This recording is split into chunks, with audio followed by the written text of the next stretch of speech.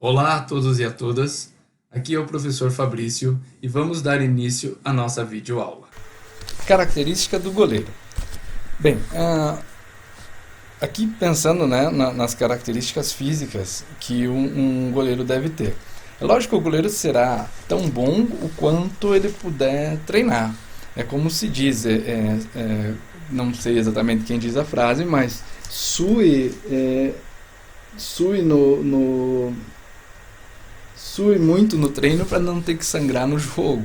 Em verdade, quando se fala principalmente em equipes já de nível, o treinamento tem que ser muito próximo ao jogo. Então, aquelas condições que vão se apresentar no jogo precisam ser sempre treinadas. Talvez você não faça seu time treinar em alta intensidade o tempo inteiro, porque isso pode ter não, com certeza terá um desgaste imenso, mas você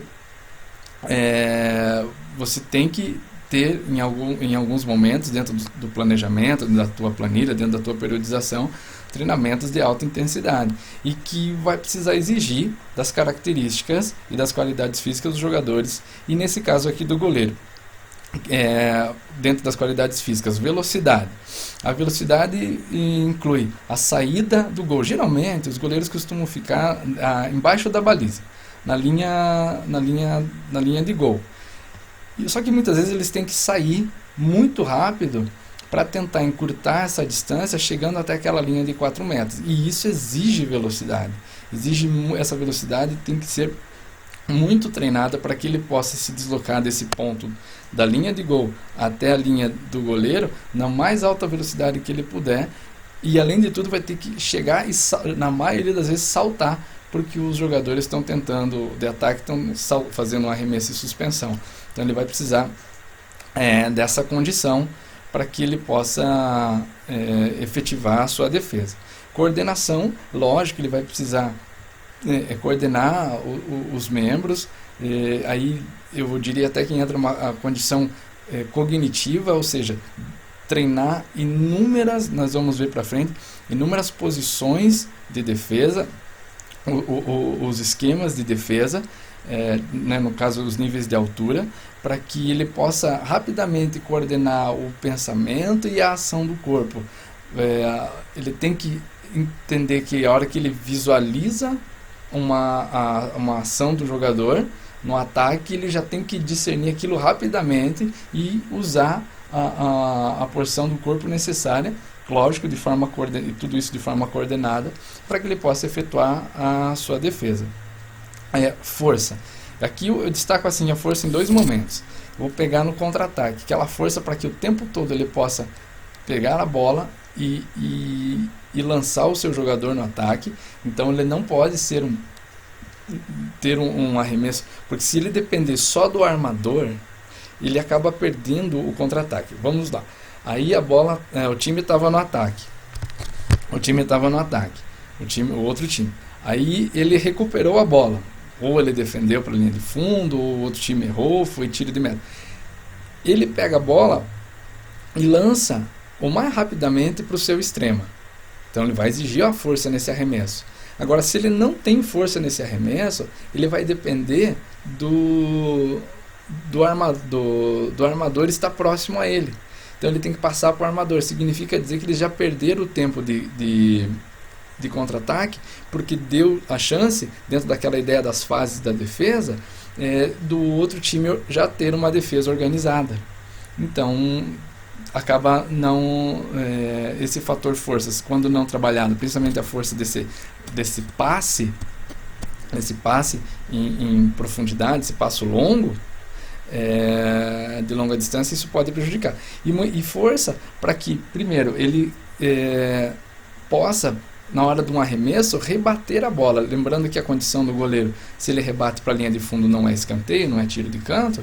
Então, ele conseguir rebater a bola para trás, isso pode ajudar. Então, ele vai ter que rebater mais ou menos com a mesma intensidade que ele recebeu aquele golpe,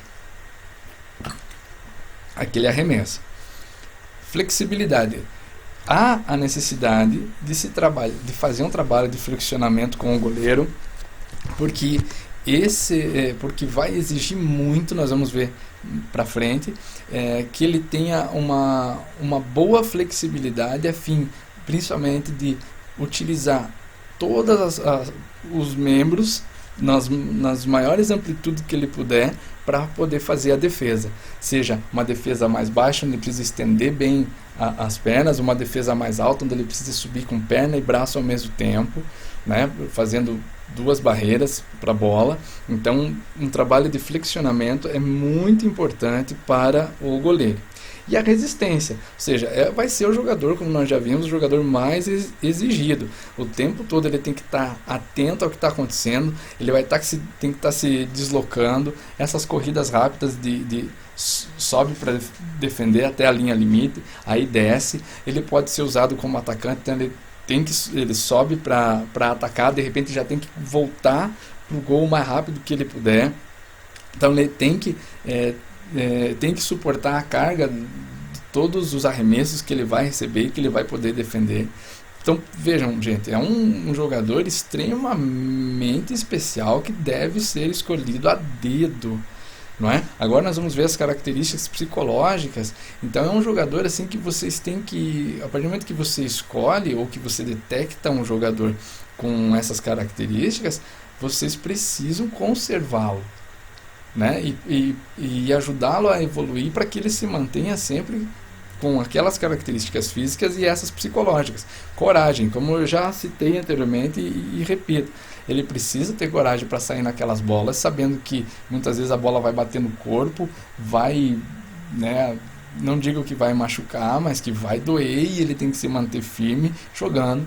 É o jogador que tem que ter a calma suficiente para que ele possa orientar o time que está ali na barreira, que ele possa observar o que está acontecendo e que ele tome a decisão não simplesmente no susto quando vem um arremesso, que ele tome uma decisão que possa ajudar a fazer uma boa defesa. Se vai fazer, existem outras condições, mas se ele vai fazer uma boa defesa, também passa por ele manter essa tranquilidade estando ali, muito embora o jogo esteja acontecendo de forma intensa, ele tem que manter ali. E principalmente, se o armador é o principal jogador no ataque, ou seja, é o jogador que coordena as ações do time no ataque, o goleiro é o jogador que vai coordenar o time na defesa, não é?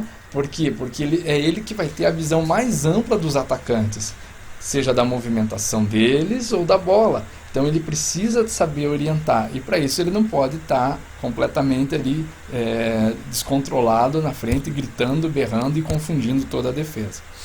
Que acaba entrando já na outra condição, que é a concentração. Ele tem que estar prestando atenção o tempo inteiro. Aonde está a bola, onde estão os jogadores. É claro que a ele cabe a olhar mais aonde está a bola. Ele precisa se concentrar para onde a bola vai.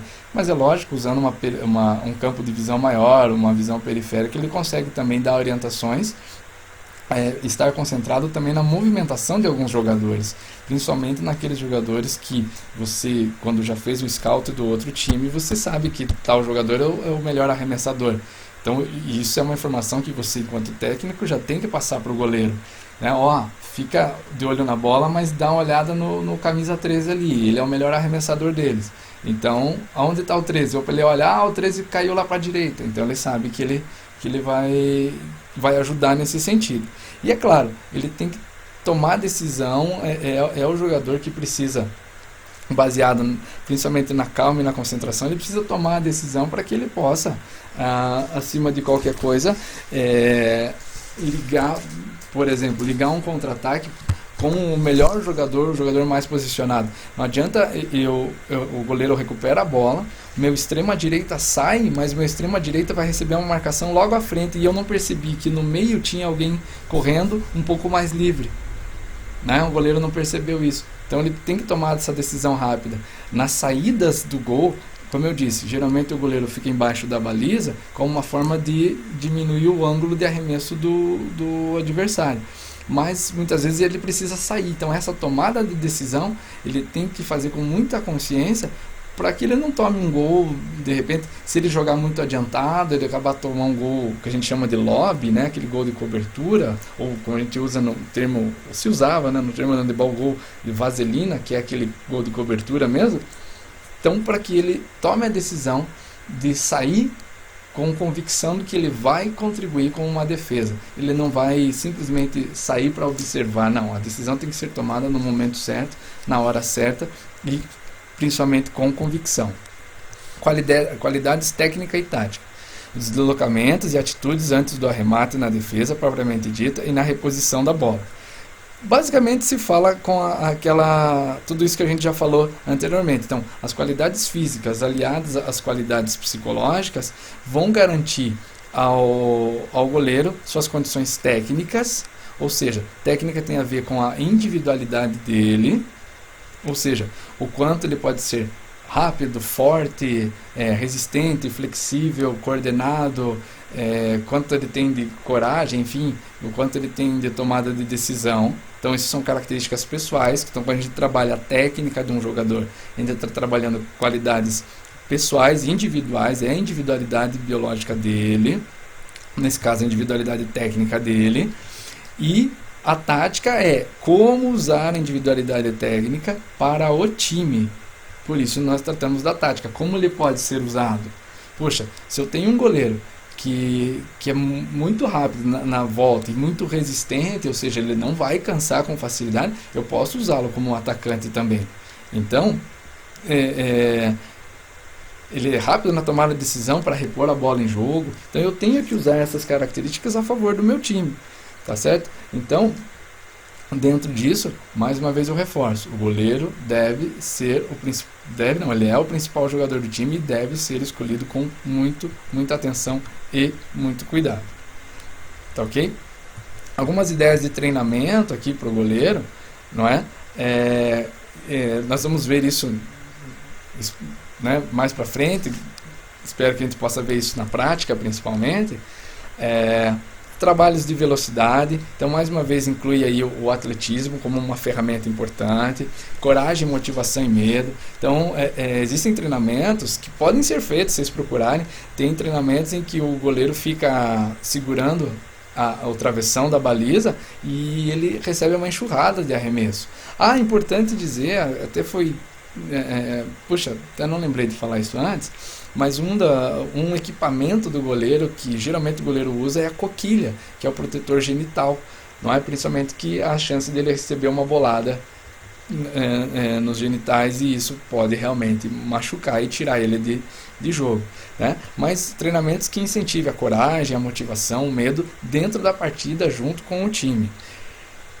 Muito treinamento de salto, muito treinamento com salto. Então, a ideia dos treinamentos pliométricos são realmente muito importantes para o goleiro, né? Vou mostrar um exemplozinho aqui no slide da frente. Treinamento de força e resistência, ele precisa suportar. Então, não adianta a qualidade do arremesso dele ser boa no início e lá no meio para o fim da partida ele já não consiga mais fazer passes de longa distância para ligar os contra-ataques. Ele precisa manter, ou ele mantém, ou substitui esse goleiro por um outro goleiro da mesma qualidade. Lembrando, reforçando, um time tem 14 jogadores, 7 em quadra, 7 no banco, e a ideia dos 14 é que você tenha pelo menos 2 jogadores para cada posição.